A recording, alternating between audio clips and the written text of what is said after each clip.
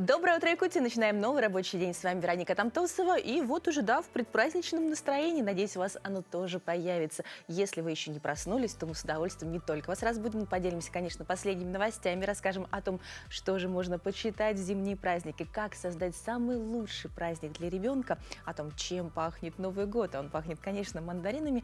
Что приготовить на стол? На все эти вопросы обязательно ответим вместе и поговорим с нашими гостями. Ну а прямо сейчас подскажем, в чем же идти на работу. Итак, в центральных районах сегодня минус 50, минус 46, в заречной группе 47, 42 ниже 0. В южных 32, 29 градусов мороза, в Вилюйской группе минус 50, минус 42, в Нижнеленских 49, 45 ниже 0. В западных от минус 40 до минус 38, в Колымо-Индигирской группе Усов минус 45, минус 33, в Янских 46, 34 градуса мороза, на северо-западе 39, 27 ниже 0. В столице сегодня утром в 6 часов утра температура 45 градусов ниже 0, атмосферное давление 757 миллиметров ртутного столба. Штиль, ветра нет, хорошо, облачно, без осадков. Ветер также днем будет северо-западный, до 1 метра в секунду. Температура в столице днем минус 47, минус 46 градусов. Ну, в общем-то, для зимы все в порядке. Ну, а прямо сейчас переходим к последним утренним новостям.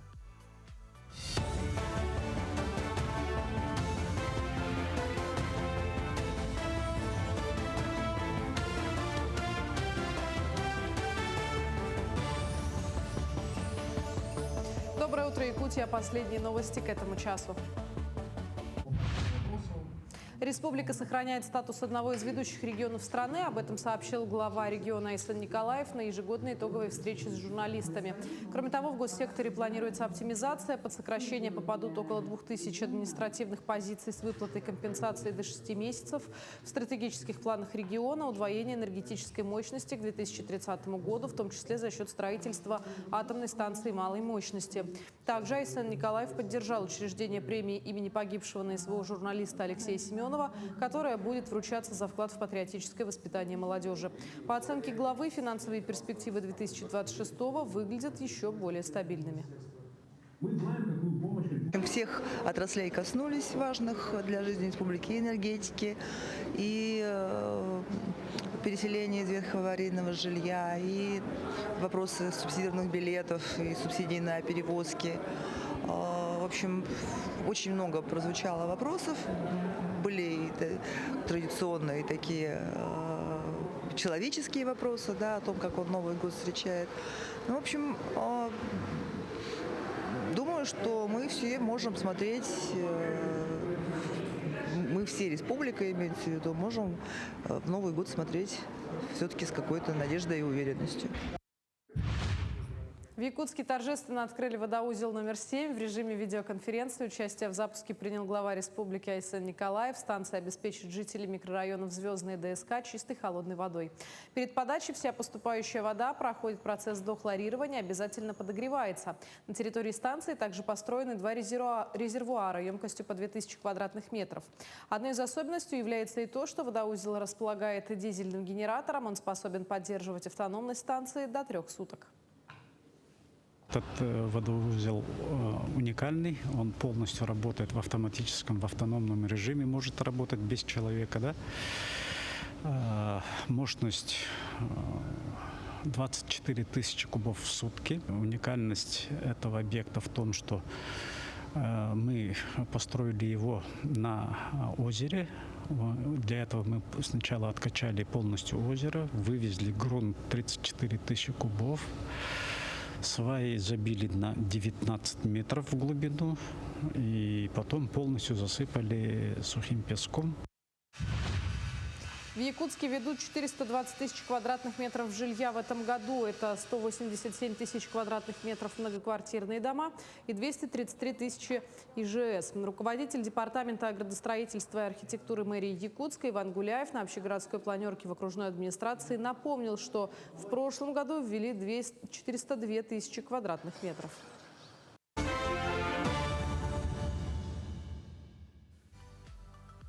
Вы когда-нибудь задумывались, что обычный зимний день может быть полон удивительных событий, научных прорывов, народных тайн и воинской славы? Возможно, в вашей жизни это именно 23 декабря. Стоит только захотеть. Ну а прямо сейчас в нашей постоянной рубрике расскажем о том, чем эта дата знаменательна в истории.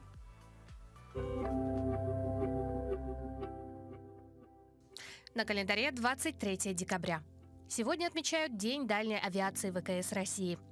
По народному календарю – День мины. На Руси мученика Мину считали целителем глазных болезней. Существовало предание, что этот святой обладал даром чудотворения и действительно лечил людей с плохим зрением. На Руси верили, что Мина не только дает глазам физическое здоровье, но и убирает с них пелену, мешающую отличать добро от зла, а правду от лжи. Этот день в истории. В 1914 году создана эскадра воздушных кораблей «Илья Муромец». В 1917 вышел первый номер старейшей центральной ежедневной газеты России «Гудок». В 1943 в ходе Великой Отечественной войны завершилась битва за Днепр. В 1947 американские физики продемонстрировали первый в мире транзистор.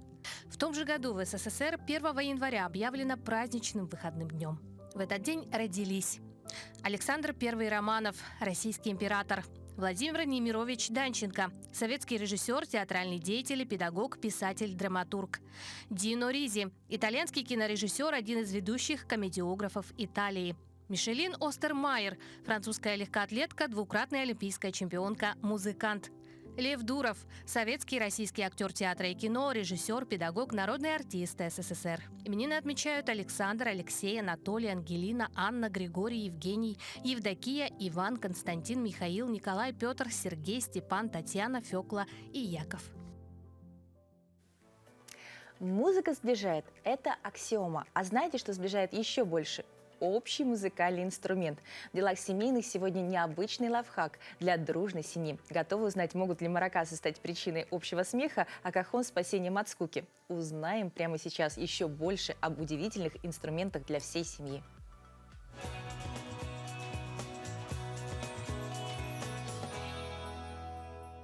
Доброе утро! И сегодня в рубрике хочу продолжить тему музыкальных инструментов, которые не просто доставляют удовольствие, но и являются источником объединения в вашей семье.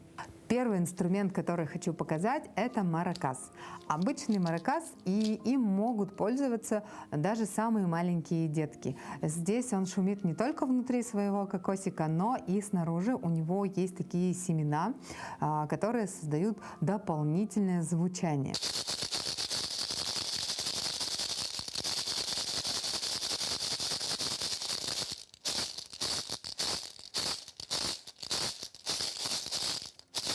Если вдруг вы заметили какую-то хандру своих близких, апатию, дайте им позвучать этим инструментом, и от вибраций маракаса настроение точно поднимется. Следующий инструмент, который хочу вам показать, это бамбуковая палочка. Называется он «Шум дождя». Это звуки антистресса. Точно помогут вам успокоиться. Давайте послушаем.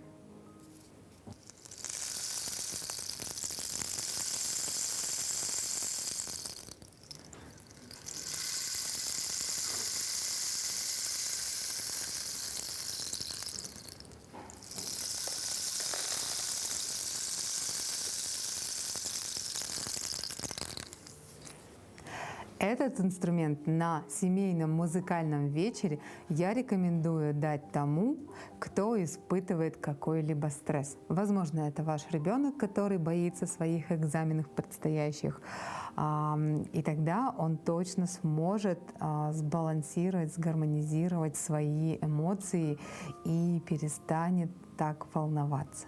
Следующий инструмент хочу показать в виде таких браслетиков. Их надеваем на руки или на ноги. Это косточки, это африканский инструмент. Он очень громкий, и поэтому рекомендую дать самому энергичному вашему члену семьи, потому что он будет и танцевать, и прыгать, и звенеть от души. Будет самым ярким звуком в вашем ансамбле.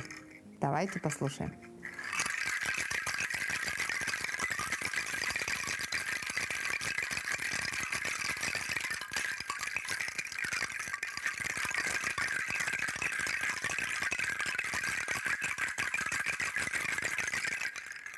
каждой семье бывает гиперактивный ребенок. И после игры с такими инструментами вашему ребенку определенно захочется тишины и спокойствия. И он будет понимать, что ему для этого нужно. Просто перестать быть шумным.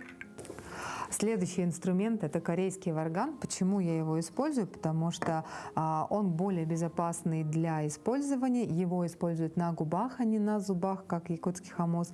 И он очень доступный для игры детям. Давайте послушаем, как же он звучит.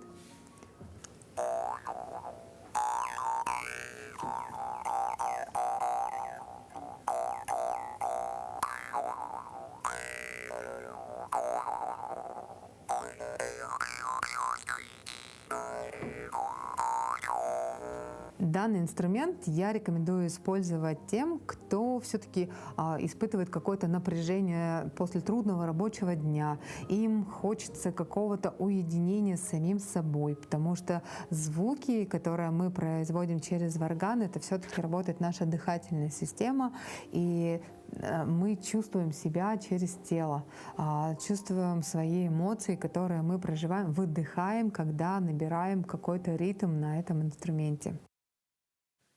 Вот такой замечательный лайфхак, чем заняться в новогодние праздники. Если вы еще не пробовали, то можно составить домашний оркестр, выдать всем по инструменту и попробовать что-нибудь интересное сыграть. Ну, а мы идем далее. Вот говорят, что яблоко раздора принесло в мир хаос, но для нашей героини яблоки, наоборот, стали символом гармонии и удачи. Татьяна из Улан-Удэ уже много лет собирает необычную коллекцию. Это яблоки, которые не портятся, они не гниют, не вянут, а только приумножаются, принося в дом свою магию. Фигурки, магниты, броши, каждая со своей историей и географией. Все началось с одного скромного сувенира, а сегодня это целый сад везения. Как коллекция меняет жизнь обычной горожанки и в чем секрет ее волшебных яблок? А у вас есть вообще своя коллекция, талисман? Что вы собираете и верите ли вы в то, что эти вещи приносят удачу? Пишите на наш телеграм, делитесь своими впечатлениями. Уже кружочек для этого я вам записала. Ну а прямо сейчас узнаем подробнее историю нашей героини. Улан-Удэнка коллекционирует яблоки круглый год. И главная изюминка – они не портятся и не гниют. Есть на любой вкус, цвет и размер. Любовь к фрукту приносит женщине не только удовольствие, но и удачу.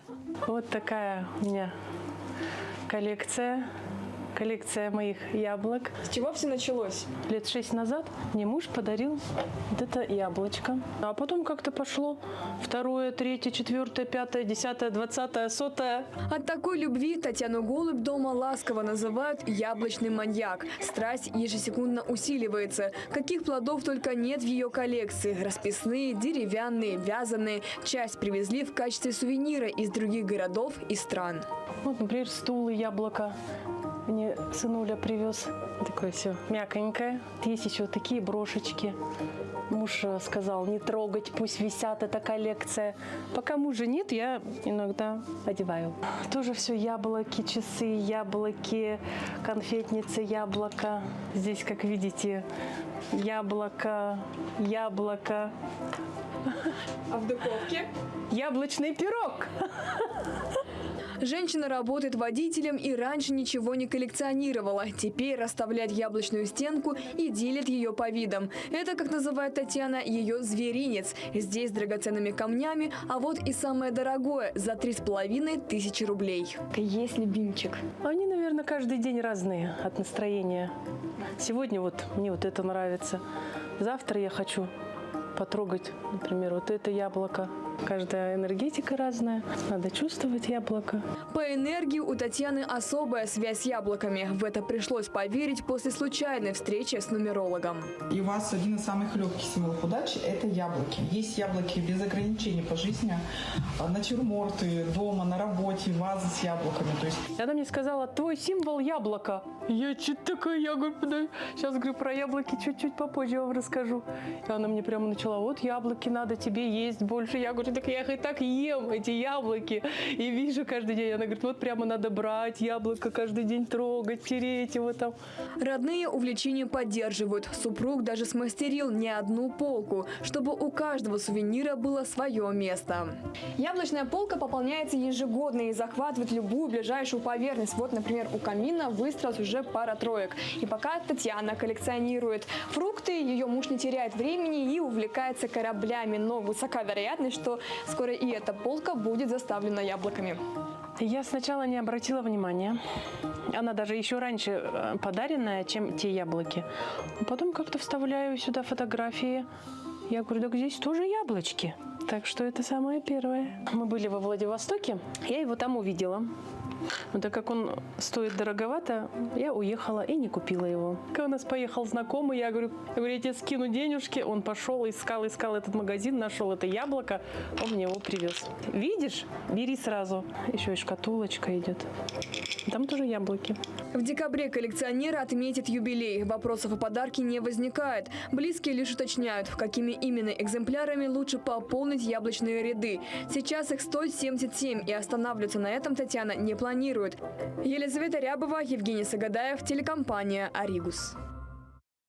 По-моему, удивительная коллекция. Главное, что вся семья к этому присоединилась. Желаем нашей героине дальнейшей пополнения коллекции в новогодние праздники. Я, кстати, вот коллекционирую книги. Но не просто книги, а маленькие книги. Тоже, наверное, стоит об этом как-нибудь вам рассказать. Ну, а сейчас вопрос на засыпку. Что обязательно стоит на вашем новогоднем столе? Мы задали его жителям нашего города. И да-да, вы угадали. Царь-салат, символ праздника. Оливье бьет все рекорды. Кажется, без него и бой курантов не такой звонкий. Но мы также узнали о других вкусных семейных традициях. Чтобы разузнать все секреты праздничной кухни, открываем сегодня, 23 декабря, наше волшебное окошко. Что в нем?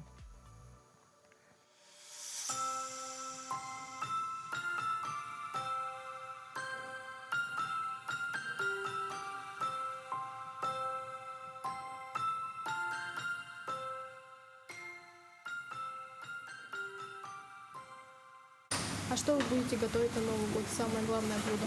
Готовить, ну, пока еще об этом и не думали, но так, это традиционное блюдо оливье, картошка.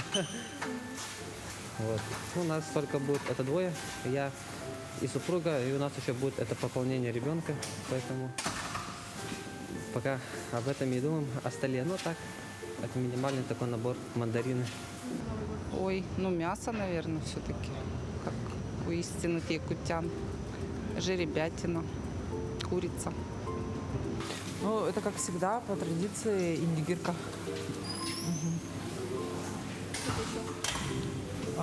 Также гранатовый браслет готовим.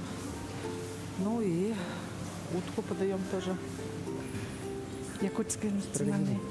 Строганина, да. Строганина. Да.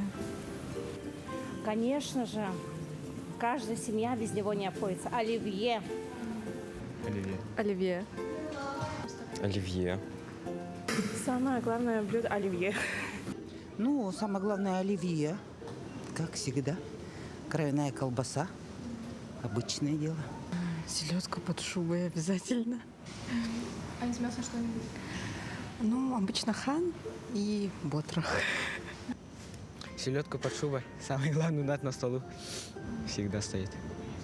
У нас на кухонном столе часто появляется корейский салат картофельный и оливьешка. Все. Ну, новогодняя ночь – это магия ожидания, бой курантов и, конечно же, праздничный стол, который все мы ждем с особым трепетом. Но часто 1 января мы просыпаемся не только с ощущением праздника, но и с тяжестью в животе, чувством вины за лишние калории.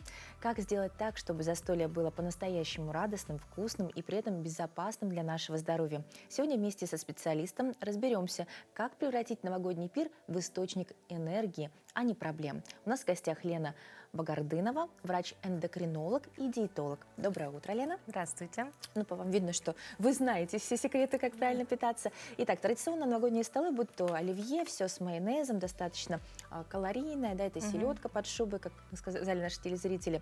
Какие есть полезные и вкусные альтернативы, которые не испортят любимый вкус, но в то же время сделают его более полезным для нас?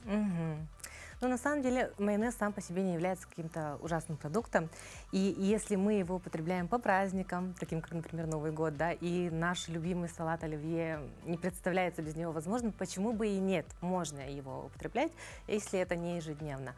Но если вы хотите все-таки облегчить блюдо и сделать его менее калорийным, да, можно заменить просто на сметану нежирную, можно на йогурт греческий, добавив в него чеснок, горчицу и соль, перец по вкусу, и получается такой соус к различным блюдам, можно даже к птице подавать или как заправка к салатам. Хорошая альтернатива. Я думаю, что немногие как-то задумывались именно о йогурте, да? Переедание — это главная проблема вообще Нового года. Это все хочется попробовать, все очень вкусно. Как грамотно выстроить, получается, последовательность блюд за столом, чтобы быстро почувствовать сытость и не переесть, но в то же время попробовать чтобы было вкусно, да? Да, чтобы было вкусно и чтобы все попробовать. А на самом деле основной момент здесь — это клетчатка. То есть именно клетчатка, она уменьшает калорийность основных блюд. Именно клетчатка нам дает хорошее насыщение, и при этом она практически не содержит калорий. Это у нас овощи. Овощи могут быть в любом виде. Запеченные, отварные. Но в основном на праздничном столе, скорее всего, это будут запеченные овощи. Например, сладкий перец, там брокколи, цветная капуста. Или же это могут быть просто нарезка, те же огурцы, помидоры, например, да? Или салаты с добавлением листьев салата. Таким образом, мы, допустим, есть очень хороший метод, кстати, можно, да, расскажу. Метод тарелки называется. Получается, у каждого человека есть своя порция. Вы берете тарелочку, кладете на тарелку свои ладони, она должна полностью помещаться. Ну, то есть ваша ладонь, да? Вся половина тарелки, она должна состоять именно из клетчатки. То есть, будь то праздник, будь то обычный наш семейный ужин, да? Если питаться по этому принципу, то не будет никакого переедания, не будет никакой тяжести, и, соответственно, вес мы спокойно сохраним за все новогодние праздники. Отличный совет. Я думаю, что это просто получается тарелка и с одну ладонь. Да, одна ладонь — это полностью должна быть овощная порция. И оставшаяся ладонь уже основное блюдо. Здорово. Многие стараются экономить калории целый день 31 декабря, ничего не есть, а потом сесть за праздничный стол и наверстать упущенное. Как в этой ситуации быть? То есть стоит ли вообще так делать или лучше как-то размеренно подходить к празднику? На самом деле не стоит так делать, потому что человек, который был весь день голодный, который предвкушал, да, свое застолье вечернее, то он, конечно же, будет переедать 100%. А такое чрезмерное переедание резкое приводит к нарушению функции пищеварительной системы, да, неизбежная и тяжесть, и изжога, и может обостряться какие-то хронические болезни, особенно если у человека там панкреатит, например, да, холецистит. Если есть камни, то противопоказано долго голодать. Если есть сахарный диабет, тоже противопоказано долго голодать. Поэтому завтрак, обед по расписанию обязательно, ужин уже на усмотрении. Если у вас застолье не сильно поздно, тогда можно не ужинать и просто чуть попозже, да, сдвинуть этот момент. Если же вы садитесь за стол под бой курантов, то ужин тоже должен быть в вашем режиме. То есть все нужно продумать. Да, обязательно. Если говорить о горячем блюде, что может стать более полезной заменой традиционной жареной курицы? Курица — это уже традиционно, я думаю, что даже многим уже как-то хочется чего-то новенького, да. Что можно сделать? Если прям есть желание заменить, то я рекомендую рыбу. Рыба — прекрасный продукт, это очень легкий продукт, он легко усваивается, не утяжеляет, да, не требует слишком много какой-то ферментативной активности и при этом является полезным продуктом. Можно запекать нашу северную рыбу, можно морскую рыбу красную, например, да, то есть там уже на усмотрение и карман человека. Ваши главные лайфхаки для того, чтобы 1 января проснуться бодрыми, счастливыми и в праздничном настроении? Так, самое главное, я бы не рекомендовала налегать на алкоголь, да, или вовсе его ограничить, так как все-таки Новый год — это семейный праздник, или же ограничить потребление, чтобы потом последующие дни прошли так же бодро и весело. Второе — это пить достаточно воды. Многие забывают за столом пить воду. В основном это у нас соки, морсы, какие-то коктейли, а это же для организма как еда. Поэтому, чтобы наши процессы обмена не нарушались, обязательно должна быть вода, и чтобы с утра не отекать тоже. Просто простая, обычная чистая водичка. И третье, я бы сказала, много двигаться. То есть вот сели и не сидим, да, как бы надо вставать, там какие-то подвижные игры придумывать, танцевать и так далее. То есть как бы вот застолье, оно обязательно должно сменяться активностью. Ну вот на ваш взгляд, какое такое оптимальное время для застолья все-таки? Подбой курантов как-то, мне кажется, для организма все равно поздновато. Да, Может быть, как-то конечно. сдвинуть это все. Рекомендуется, ну, в обычное время, которое мы садимся за ужин, да, хотя бы там, ну, самое позднее, 8-9 часов ужинать. Вообще есть рекомендация за 3-4 часа до сна. Но если мы не ложимся спать ночью, да, или у нас там как бы в 3 часа, да, засыпаем в новогоднюю ночь, можно вот это застолье просто, оно будет подлиннее. Там в 9 сели за стол, и потом потихонечку там сидим, разговариваем, празднуем. Ну, как раз для организма облегчить. Да. Ну, и, конечно, очень хочется услышать именно от вас праздничные поздравления и пожелания нашим телезрителям. Что бы вы им пожелали? Желаю вам, конечно же, крепкого здоровья, чтобы все выходные прошли хорошо и без осложнений. Спасибо большое. До новых встреч. Вас тоже с наступающим. Спасибо за хорошие советы. Спасибо. Ну, а, конечно, нельзя представить наш стол без мандаринов. Специалисты Роскачества дали советы по выбору мандаринов и рекомендовали не покупать недозревшие, перезревшие, а также поврежденные плоды. Спелость мандаринов можно определить по характеру и аромату, то есть равномерный окрас, яркость его корочки и, конечно, чтобы он пах мандаринками. Ну, а продолжит тему Даяна Федорова. Мякоть мандарина состоит на 87% из воды, еще 7% приходится на сахар, а остальное – это полезные вещества и витамины. С приближением Нового года на прилавках магазинов появляются свежие плоды, и важно знать, как отобрать самые вкусные и качественные. Берем мы марокканские, но их тут нету, поэтому пока взяли турецкие мандарины. Ну, они сладкие, во-первых. Ну и так смотрим на ощупь. Упруговатые, но не совсем упругие тоже. Ну и знаем, что всегда покупаем, знаем, что эти мандарины сладкие. Цена на один из основных символов Нового года ежегодно растет. В прошлом году мандарины в среднем стоили по России около 245 рублей. В этом году цена составила 252 рубля. Ну а в Якутске цены на сегодняшний день начинаются от 270 рублей. Однако цену устанавливают сами предприниматели. Есть марокканский, такой сладкий, хороший.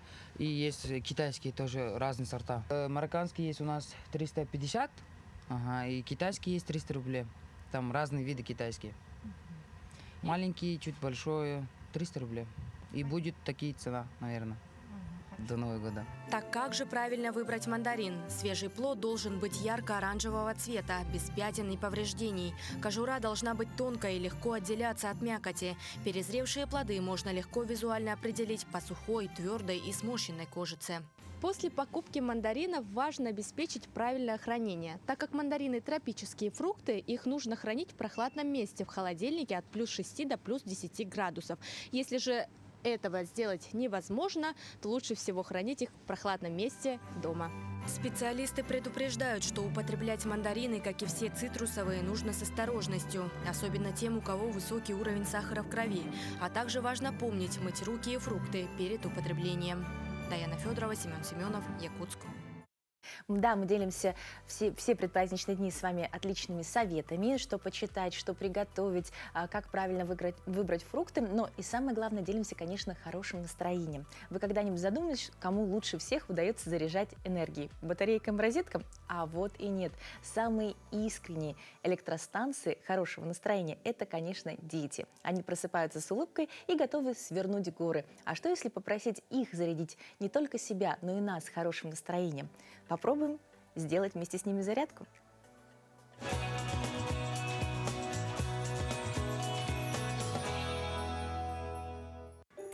Всем здравствуйте, доброе утро! И сегодня у нас будет утренняя зарядка.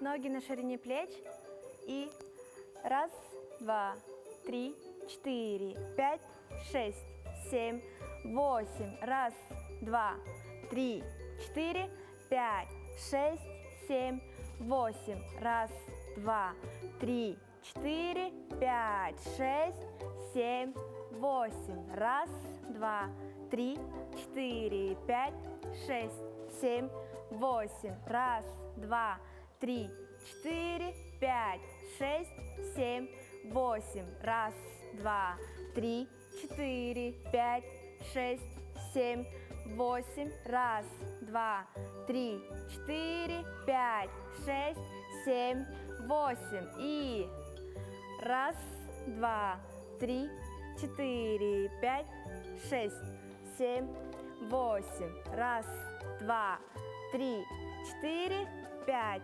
6, 7, 8. Махи рук. И раз, два, три, 4, 5, 6, 7, 8. В другую сторону. Раз, два, три, 4, 5, 6, 7, 8. Наклоны в сторону. И раз, два, три, 4, 5, 6, 7, 8. Раз, два, три, 4, 5, 6, 7, 8. И раз, два, три, 4, 5, 6, 7, 8. Раз, два, три, 4, 5, 6, 7, 8. И раз, два, три, 4, 5, 6, 7, 8. Раз, два, три, 4, 5, 6, 7, 8. И раз, два, три, 4, 5, 6, 7, 8. Раз, два, три, 4, 5, 6, 7, 8. Раз, два, три, 4, 5, 6, 7, 8. Раз, два, три, 4, 5, 6, 7, 8. И раз, два, три, 4, 5, 6, 7, 8. Раз, два, три, 4, 5, 6, 7, 8. Раз, два, три, 4, 5, 6, 7, 8. Ноги на ширине плеч. И раз, два, три, 4, 5, 6, 7, 8. Раз, два, три, 4, 5, 6, 7, 8. Всем хорошего настроения и до новых встреч! Но детки очень старались, надеюсь, вы тоже вместе с ними улыбнулись. Ну, совсем немного дней осталось до всеми любимого сказочного праздника Нового года, а сейчас вместе с экспертом расскажем, как правильно пишется словосочетание «Новый год» по правилам русского языка и почему.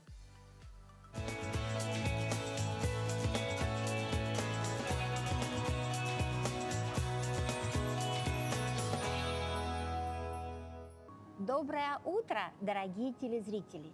Приближается чудесная, волшебная пора праздников. Новый год и Рождество. Названия этих праздников пишутся с большой или заглавной буквы, потому что это имена собственные, которые называют общепринятые крупные праздники. И поэтому слова пишутся с заглавной буквы. По правилам русской орфографии заглавной буквы пишутся названия государственных, исторических и религиозных праздников. Или первое слово в составе названий этих праздников. Например, Новый год, Международный женский день, Рождество Христово. А вот прилагательные, которые образованы от названий этих праздников, пишутся наоборот с маленькой или строчной буквы. Например, новогодние каникулы или рождественские морозы. Интересно, что в открытках 60-х, 70-х годов прошлого века словосочетание с Новым годом писалось с маленькой или строчной буквы «Н». Но с тех пор правила поменялись, и теперь мы пишем это сочетание с большой буквы «Н». С Новым годом! Давайте говорить правильно. Всего доброго! Да, давайте говорить правильно, а главное о хорошем. Чувствуете, в воздухе уже витает то самое предновогоднее волшебство. Пахнет мандаринами, хвоей и ожиданием чуда. А знаете, где чудеса рождаются, помимо мастерской Деда Мороза? Конечно, в книгах, особенно в тех, что написаны настоящим сказочником.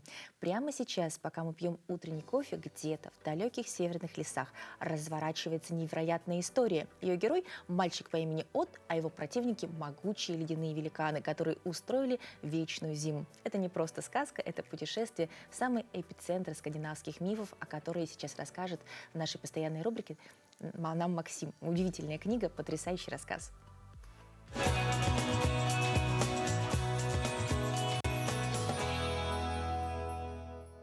Всем салют, меня зовут Максим, и сегодня я расскажу вам про чудесную книгу «От и ледяные великаны» от мастера слова Нила Геймана, известного вам по американским богам, благим намерениям и Каролине. В этой небольшой книге, которая для многих подарит такой зимний праздничный вайб, неважно, когда вы читаете ее, до Нового года или после, небольшая по объему книжка напоминает сказку, напоминает притчу, и думаю, что под елкой многие из вас почерпнут из нее волшебство. Потому что главный герой здесь молодой человек, который встречает Одина, Тора и Локи и помогает им спасти Асгард от ледяного великана. Книжка подходит для разных возрастов, и, разумеется, и сейчас я ее читаю с удовольствием, и для 16-летних она подойдет, и, я думаю, даже для детей в 10 лет. У книги есть одно важное преимущество. Это такой волшебный, очень зимний язык. Мы ощущаем, как в воздухе серебрится снег, как лед буквально пронизывает нас. И, конечно, ее очень легко читать здесь, в Якутии, потому что мы понимаем, что такое морозы, мы понимаем, что такое ледяные великаны, которые дуют и пронизывают нашу долину холодом. Разумеется, опираясь на свою любимую мифологию скандинавскую, Нил Гейман достает для нас образы из волшебных сказок, из фольклора. И данная книжка читается за вечер, но сделает вам хорошее настроение и еще больше погрузит вас в эту атмосферу волшебной зимы. Кто бы ни ругал ее за холода, все мы понимаем, что зима – это волшебное время. Так что «От и ледяные великаны», Нил Гейман, читайте книги, любите жизнь. Ну вот как вариант, чем заняться в новогодние каникулы. Вообще каникулы или выходные – это всегда маленький вызов для родителей. Как сделать так, чтобы праздник для ребенка запомнился надолго, но при этом не превратился в стресс для всей семьи. Одни берут все в свои руки, другие доверяют профессионалам. Как найти золотую середину, не забыть про важные мелочи и создать по-настоящему волшебный день. Сегодня раскроем секреты организации идеального детского праздника. У нас в гостях Ольга Климова, основатель праздничного агентства, организатор и ведущий мероприятий. Ольга, доброе утро. Доброе. Ну, вообще, это, конечно, самый большой вопрос перед новогодними каникулами, что делать с детьми. Какой должен быть план действий, чтобы все успеть без лишней спешки? То есть, праздник, это же всегда сложно. Да, но самое главное, начинать планировать, конечно, любой праздник нужно заранее. Рекомендую всегда примерно за 4-6 недель начать хотя бы разрабатывать концепцию, какой-то разрабатывать план, да, развлекательную программу, ну и, соответственно, подбор локации. Но прежде чем приступать к подбору локации, допустим, либо развлекательной программе, конечно, нужно определиться с количеством гостей, возрастная категория, да, какая будет присутствовать на данном мероприятии. Ну и, конечно же, нужно придумать тематику данного праздника. Да? Если это, допустим, день рождения, исходя от возрастной категории, конечно же, здесь самое важное – это продумать тематику, потому что дети, они в основном любят каких-то определенных мультипликационных персонажей, и, соответственно, вот за примерно месяц, да, родители уже должны об этом подумать. Далее, значит, идет следующий этап – это выбор локации. Локацию выбирать надо не позднее, чем за 2 недели, потому что, как показывает практика, если мы делаем все экстренно за 2-3 дня, к сожалению, локации могут быть заняты. Далее, следующий этап у нас идет это развлекательная программа. Развлекательная программа подразумевает квесты, допустим, это может быть аниматоры, какие-то ведущие, да. Конечно, тоже все это делается заблаговременно, тоже где-то 2 недели, но самый край это, конечно, за неделю. К сожалению, бывают и, конечно, такие моменты, когда нужно срочно. Любое праздничное агентство в любом случае возьмется, конечно, за такой праздник, но здесь опять-таки может быть какие-то моменты не учтены, то есть может быть какой-то персонаж занят, к примеру, да, поэтому в любом случае всегда нужно делать все это заблаговременно. Также перед самим праздником нужно для себя, ну, родители, да, для себя должны составить какой-то небольшой план, чтобы не было вот излишней суеты на самом мероприятии, да.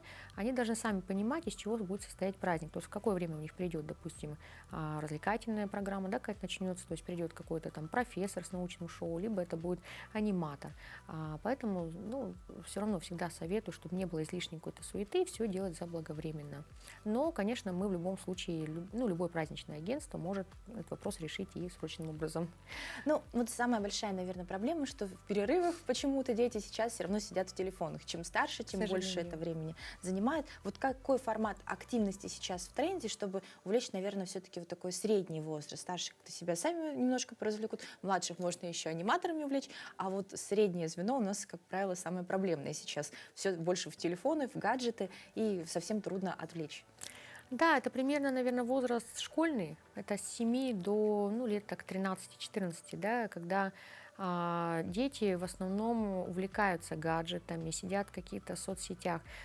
Конечно, в любом случае аниматор, либо ведущий, либо профессор, да, то есть на празднике всегда должен быть. Некоторые, конечно, родители, ну, такой момент не учитывают, думают, что детки, ну, выросли, им это неинтересно. Нет, конечно же, есть такие программы, это квесты, это научное шоу, это, может быть, какие-то, если это постарше детки, такие как азотное шоу, да, огненное, но, конечно, при любых обстоятельствах в любом случае нужно соблюдать технику безопасности, даже если это детки, ну, довольно, скажем, взрослые, да, то есть даже если это подростки, вот. Ну, с малышами, конечно, это будет попроще, опять-таки, потому что они, даже если кто сидит в основном в гаджетах и так далее, в любом случае они всегда любят поиграть с аниматорами. Вот. И поэтому родителям, конечно, нужно учитывать возрастную категорию и именно по интересам вот эти вот шоу заказывать. В основном подростковый возраст — это творческие мастер-классы какие-то. То есть учитывать нужно обязательно возрастную категорию. Ну, сейчас все равно все опирается в стоимость, да, достаточно такое мероприятие для день рождения, какой-то большой семейный праздник, достаточно финансово нужно готовиться. Вот на чем экономить ни в коем случае нельзя? Бюджет, вообще бюджет всегда мы закладываем заранее. Вот как раз на этапе, когда только вот мы праздник планируем, да, нужно сразу понимать количество гостей, да, бюджет, какой мы вкладываем в данное мероприятие, и отсюда, исходя, мы понимаем. Здесь нужно рассчитать. Да, экономия — это, конечно, такой момент, что, допустим, на развлекательной программе, ну, я советую никогда не экономить. То есть мы можем, конечно, сэкономить, но это на декорациях, например, да. Ну, как показывает практика, это можно ужать, то есть сделать какую-то фотозону, например, какой-то баннеры, шарики. То есть, в принципе, детям не особо нужны, скажем, эти декорации для детей. Мы в любом случае праздник делаем для детей, да, поэтому им нужна, конечно, развлекательная часть. Поэтому не советую экономить на каких-то развлекательных моментах. Лучше даже, есть такой еще совет, часто очень накрывают очень пышный стол. То есть, ну, исходя из все-таки взрослые люди из своего опыта, это банкеты, да, юбилеи, свадьбы, все считают, что нужно сделать пышный стол, да, конечно, горячая подача, да, или там, допустим, салатики. Но дети отличаются от взрослых тем, что они не могут сидеть в принципе за праздничным столом, и для них самое важное — это игры, это развлечения. Поэтому здесь мы тоже можем просто не делать такой вот, скажем, пышный, да, стол, это может быть пицца, там морс, сок, да, и все, потому что у детей посадка за стол это занимает 10 минут. Не более, потому что они бегом берут, допустим, покушали и побежали к аниматору, к ведущему и так далее. Вот. А на, допустим, на какой-то развлекательной части, это квесты, либо аниматоры, да, либо это шоу-программы, конечно, экономить, ну, ни в коем случае нельзя. Ну и самые частые ошибки при планировании праздника, вот с которыми вы сталкиваетесь? Вообще, когда бронируют какую-то локацию, это может быть семейный ресторан, это может детская студия, да, в основном время идет 3-4 часа, да, ну, это время, которое родители бронируют, да, для своего ребенка. Очень часто родители хотят все эти 3-4 часа занять какой-то развлекательной программой, то есть они настолько перенасыщают программу, это шоу, это аниматор, это там иллюзии, да, что дети просто устают. И какое бы шоу ни было, какая бы программа ни была, дети могут вообще в активных играх участвовать примерно, наверное, часа полтора. Это самое, ну, вот такое вот время, когда у них вот внимание еще, ну, не рассеянное, скажем, да. Вот. Поэтому часто ошибка у родителей максимально, они, конечно, хотят видеть яркий праздник, хотят самый-самый лучший шоу заказать, но я всегда рекомендую, не надо этого делать. Дети устанут, и это будет уже как какое-то такое для них уже не праздник, а вот надо, то есть такое понятие «надо мне играть», да, а ребенку хочется пообщаться с друзьями, со своими сверстниками. Поэтому праздник должен быть для ребенка. Ну и какой самый главный совет вы бы дали родителям вот при подготовке именно новогодних каких-то праздников? Совет, первый, конечно, как я всегда говорю, наверное, это наша проблема у всех агентств, да, это заблаговременно, потому что мы всегда сталкиваемся с тем, что день в день могут попросить, да, какого-то персонажа, это очень сложно. Поэтому первое, самое важное, это, конечно, все делать нужно заранее. Дальше еще есть такой момент, скажу, да, вот, наверное, многие не задумываются, да, допустим, сейчас в предновогоднее время у нас самый главный персонаж волшебный — это Дедушка Мороз. В детских садиках работают, конечно же, Дедушка Мороз, Снегурочка, но здесь то, что довольно сложно, да, для нас, это, конечно, маленькие детки, которые видят дедушку, и у нас начинается сильный плач, потому что, как показывает практика, его почему-то, боятся, да, малыши особенно, то есть 1,5 годика и так далее. И вот это такой вот какой-то форс-мажор, когда и дедушка начинает просто сам бояться их, потому что они боятся его. Поэтому, здесь у нас включается, конечно, Снегурочка. И родителям я всегда, я уточняю такие вопросы, да, все-таки какие детки будут, и вот в какой-то момент надо понимать, что это все равно произойдет. Конечно, посоветовать я не могу, что там отказаться от этих персонажей. Конечно, они самые главные на нашем празднике, да, но как-то, наверное, все-таки, если это малыши, чтобы родители больше, находились рядом в этот момент, чтобы все-таки для них это был праздник. Ну и, конечно же, контакт с Дедом Морозом сводить к минимуму. Ну и несколько пожеланий нашим телезрителям в преддверии Нового года. У нас наступает самый долгожданный праздник новогодний. 31 декабря у нас уже на пороге. Дед Мороз и Снегурочка стучатся к нам в дверь. Поэтому для всех родителей я желаю, чтобы этот праздник прошел просто на ура, чтобы детки были счастливы видеть Дедушку Мороза, да, чтобы были довольны. Ну и, конечно же, все планировать заранее. Желаю всем самых лучших новогодних праздников, каникулярных дней.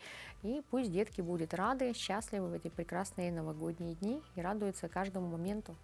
Но мы желаем вам самых понимающих, самых заблаговременных клиентов, которые будут планировать свои праздники заранее и воспользоваться всеми вашими советами, чтобы и у вас праздник удался, и, конечно, детей порадовать. Дорогие друзья, на новогоднем ретро-выставке в историко-производственном музее Алмазного края посетитель буквально переносится в советское прошлое. Если у вас есть такое желание перенестись в атмосферу праздника, знакомую по детским воспоминаниям, семейным фото и домашним традициям, давайте посмотрим продолжение нашей темы, следующий сюжет. В историко-производственном музее алмазной столицы старит волшебная атмосфера новогодней ретро-выставки. Здесь время поворачивается вспять, перенося посетителей в уютное и беззаботное детство, наполненное предвкушением праздника. Каждый экспонат, словно привет из прошлого, вызывающий теплые воспоминания и искреннюю улыбку. У нас представлены часы настенные и настольные. Обратите внимание на вот эти часы с кукушкой. Их нам предоставила Сарглана Бурнашова, также коллекционер города Мирный. И они даже в рабочем состоянии.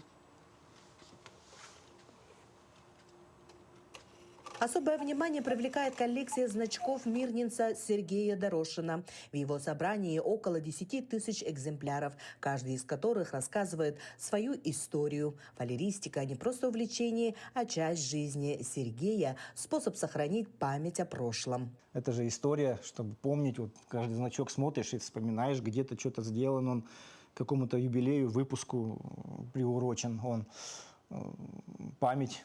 Юный талант из поселка Чернышевский, 12-летний Максим Баторов, представил на выставке свою коллекцию старинных фигурок Деда Мороза СССР.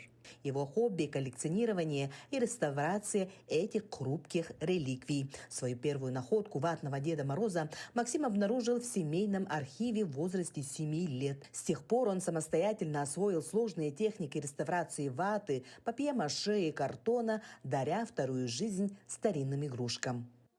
Чтобы знать, как реставрировать, нужно поработать над какими-то нередкими игрушками и спросить у специалистов. Помимо знакомства с экспонатами, посетители выставки могут принять участие в мастер-классах по написанию открыток каллиграфическим почерком. Под руководством опытных мастеров каждый может создать уникальную новогоднюю открытку и забрать ее с собой в качестве памятного сувенира. Сегодня впервые в жизни я писала пером. Вот такая открыточка у нас получилась. Нам всем очень понравилось. Очень тяжело, оказывается, писать, но у нас получилось. А для тех, кто хочет запечатлеть яркие моменты на выставке, организованы красочные фотозоны, где можно сделать незабываемые снимки в атмосфере советского Нового года. А также посетителей ждет астрологический интерактив, где каждый сможет узнать, что звезды готовят для него в Новом году. Анна Васильева, Мирный.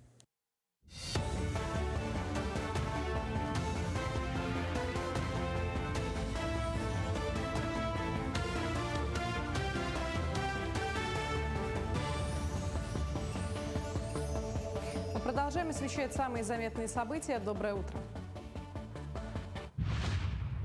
Результаты первого года после передачи полномочий по сельскому хозяйству муниципалитетам положительные. Увеличились объемы заготовки молока и производства зерновых, заявил на своей пресс-конференции Айсен Николаев. Глава Якутии напомнил, что главная задача инициативы – рост объема товарной продукции. По итогам этого года объем производства масла сливочного оценивается в 1700 тонн с ростом к прошлому году на 4%. Молока, кроме сырого, 3000 тонн с ростом на 15%. Кисломолочных продуктов 4600 тонн. Сыра и творога 766 тонн с увеличением на 10%. Молодые ученые Якутска представили свой научный бренд. В стенах АГАТУ стартовал форум «Бренд молодого ученого в приоритете современности». На научном событии собрались ученые из Якутии и различных городов России. В рамках форума приглашенные эксперты проводят тренинги, форсайт-сессии и круглый стол, где обсуждаются перспективы развития науки в республике. Форсайт-сессия служит отличной площадкой для обмена опытом и идеями среди аспирантов и магистрантов университета.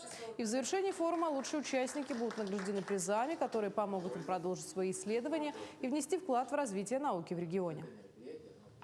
Работа будет протекать 2 дня.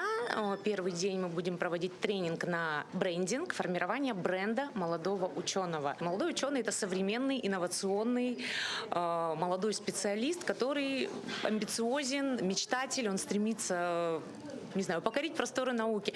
И будет после тренинга на брендинг будет проведена форсайт-сессия «Молодой ученый в приоритете современности», где тоже будут решаться ряд вопросов, касаемых будущего развития науки, и вообще молодого ученого в отечественной науке.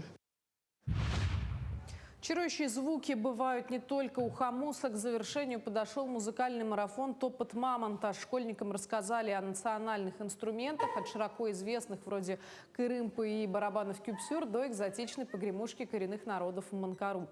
Дети не только смогли посмотреть, но и попробовать себя в роли перкуссионистов. Прямо в классах для ребят сделали обереги из рога лося. Символ каждый выбирал сам для себя. Волонтеры побывали с интерактивными экскурсиями в 12 школах Якутска. Например, в Якутии у нас проживают коренные малочисленные народы, и на нашей интерактивной выставке представлены традиционные инструменты, например, нафавенков, юкагиров, долган, и один из них называется манкару. Он изготовлен из рога оленя и навешаны вот такие вот маленькие ногти, иногда бывает копытца оленей. Есть инструменты под названием сексир, это уже не олени рога, а уже коровы или быка. На этом пока все. Эфир телеканала продолжит программа «Утро Якутии». Оставайтесь с нами.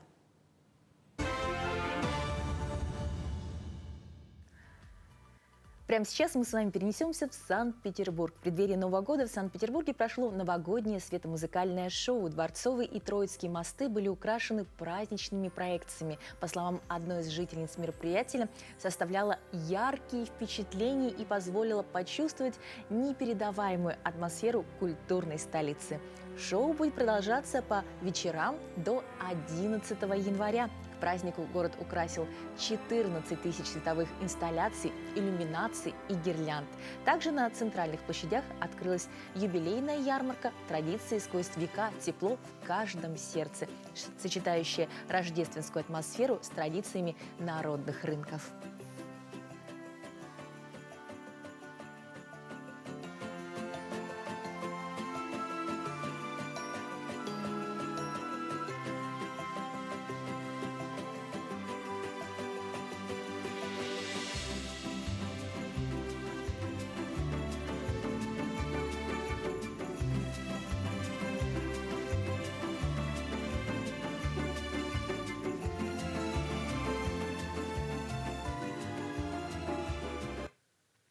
Потрясающие кадры, сама засмотрелась, так ярко, красиво, удивительно. И напоминаю, что до 11 января, если вы планируете свое путешествие, вы можете это увидеть своими глазами в Санкт-Петербурге. Дорогие друзья, напоминаем, что сегодня в столице в 6 часов утра температура минус 45 градусов, атмосферное давление 757 миллиметров ртутного столба.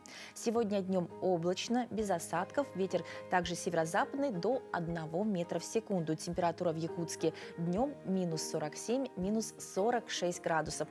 И согласно данным управления образования, сегодня, 23 декабря, активированный день для обучающихся с 1 по 5 класс. Будьте внимательны, с 1 по 5 класс ребята сегодня учатся дистанционно, в школу не идут. Ну что, всем желаем еще раз хорошего утра, прекрасного настроения. Напоминаю, что у нас есть телеграм-канал, там есть последние новости, информация о погоде и также наше хорошее настроение. До завтра!